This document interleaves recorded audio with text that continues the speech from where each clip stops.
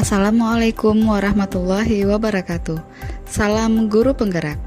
Kami dari kelompok 3 akan memaparkan tugas di ruang kolaborasi pada modul 1.3 mengenai prakarsa perubahan. Kami dari kelompok 3 beranggotakan 4 calon guru penggerak. 1. Mailida Saputri SPD, 2. Fitri Handayani SPD, 3. Winda Thea Ariska SPD, 4. Mursidah SPD, dan dihadiri oleh fasilitator yaitu Ibu Nurdiah SPD dan pengajar praktik Ibu Eva Auli SPD. Materi kali ini adalah mengenai visi guru penggerak. Pokok bahasan materi yaitu visi guru penggerak, pernyataan prakarsa perubahan, dan rencana Bagja tentang jiwa kepemimpinan peserta didik. Pengertian visi. Visi adalah suatu rangkaian kata-kata yang memuat impian, cita-cita nilai masa depan dari suatu organisasi atau lembaga. Setelah mengetahui masing-masing visi dari anggota kelompok, maka visi yang disepakati kelompok adalah terwujudnya peserta didik yang beriman dan bertakwa kepada Tuhan Yang Maha Esa, unggul, berjiwa kepemimpinan berlandaskan profil pelajar Pancasila.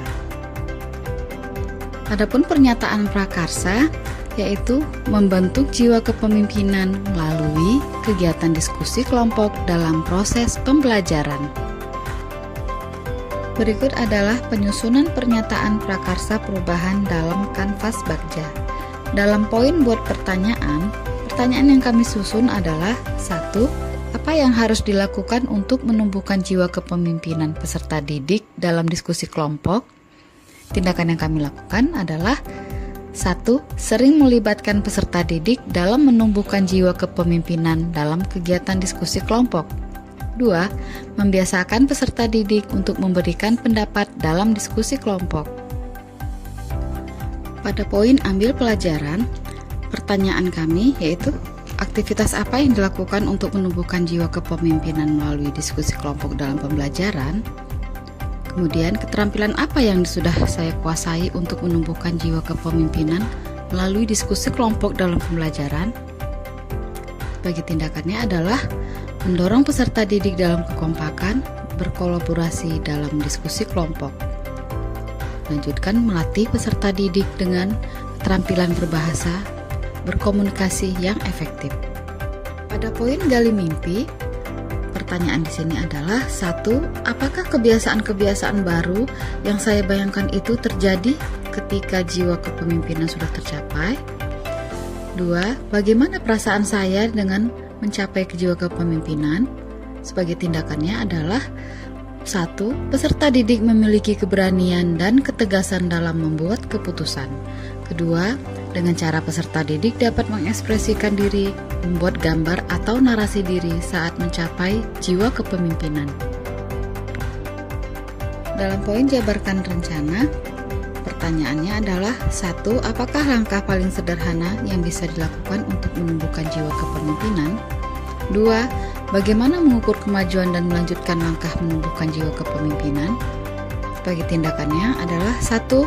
Melatih peserta didik dalam pembiasaan seperti disiplin, memberikan motivasi atau dorongan yang membangun untuk setiap diskusi kelompok dalam pembelajaran. 2. Peserta didik dan guru membuat refleksi atau evaluasi. Pada poin atur eksekusi, pertanyaannya adalah 1. Siapa sajakah yang akan terlibat dalam menumbuhkan jiwa kepemimpinan? 2. Bagaimana cara memajukan pembiasaan sikap jiwa kepemimpinan?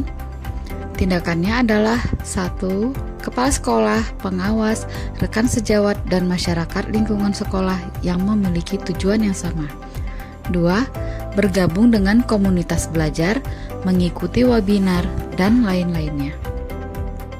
Pada rancangan atap, bagian pertama adalah ASEP, yaitu terdapat banyak guru yang mampu bersedia menjadi pendamping, dan terdapat banyak siswa kelas atas yang telah berjiwa kepemimpinan, sehingga mampu menjadi pembimbing sebaya, misalnya berani tampil menjadi pemimpin upacara. Bagian kedua adalah tantangan, yaitu minimnya jiwa kepemimpinan peserta didik untuk tampil di depan umum, misalnya memimpin menjadi ketua dalam berdiskusi. Pada bagian ketiga adalah aksi, yaitu menginternalisasikan nilai-nilai beriman dan bertakwa kepada Tuhan Yang Maha Esa, unggul, berjiwa kepemimpinan berlandaskan profil pelajar Pancasila. Bagian keempat adalah pembelajaran, yaitu pembiasaan untuk berjiwa kepemimpinan dalam memimpin tugas diskusi, sehingga terbentuk jiwa kepemimpinan berdasarkan profil pelajar Pancasila. Nah, gambar ini adalah sebagai contoh penerapan jiwa kepemimpinan melalui diskusi kelompok dan presentasi hasil kelompok. Kesimpulan hasil diskusi kelompok, visi yang telah disepakati adalah terwujudnya peserta didik yang beriman dan bertakwa kepada Tuhan Yang Maha Esa, unggul, berjiwa kepemimpinan berlandaskan profil pelajar Pancasila. Jiwa kepemimpinan adalah proses pengaruh sosial ketika satu orang dapat memaksimalkan usaha orang lain untuk menggapai tujuan bersama. Kepemimpinan ini tidak ada hubungannya dengan pangkat maupun atribut pribadi.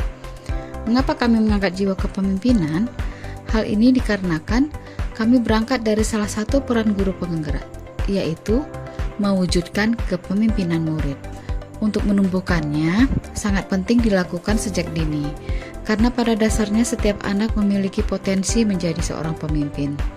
Dalam mengembangkan kemampuan yang dimilikinya dengan maksimal, maka setiap siswa memiliki peluang besar untuk menjadi seorang pemimpin.